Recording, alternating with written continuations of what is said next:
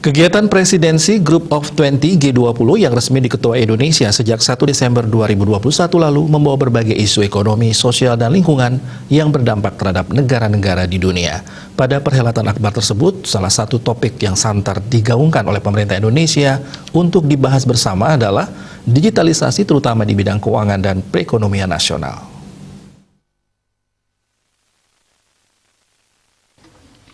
Selain pemerintah, keikutsertaan lembaga swasta dan komunitas turut menjadi kunci dalam diskusi antar negara ini.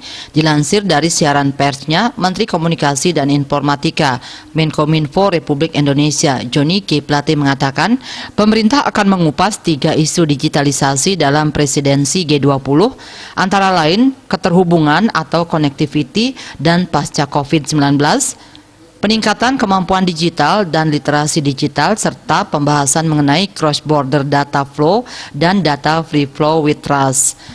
Johnny G. Plate mengatakan digitalisasi menjadi salah satu poin penting yang muncul akibat pandemi COVID-19. Kemunculannya justru mendorong migrasi aktivitas masyarakat ke ruang digital. Menurutnya, digitalisasi penting diimplementasikan pada sektor keuangan karena sekarang masih banyak masyarakat yang belum mendapatkan layanan atau fasilitas perbankan lengkap. Disinilah peran teknologi finansial atau fintech menjadi krusial untuk mengatasi kesenjangan tersebut.